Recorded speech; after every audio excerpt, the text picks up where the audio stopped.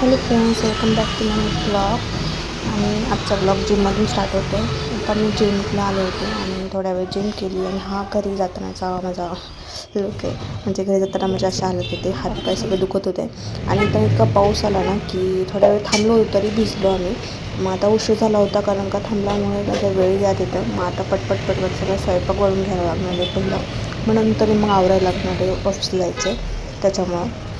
मग सगळ्यात पहिलं सगळ्यात भाजी काढून घेतली. म्हटलं काय बनवायचं आहे ते. मग आता थोड्या वेळातच आहे ना कचऱ्याची गाडी येईल. मग म्हटलं चला पहिलं सगळं क्लीन करून घेऊया, म्हणजे हे टाकायला होईल. आणि तितक्यातच कचऱ्याची गाडी पण आली, मला आवाज ऐकू येत असेल.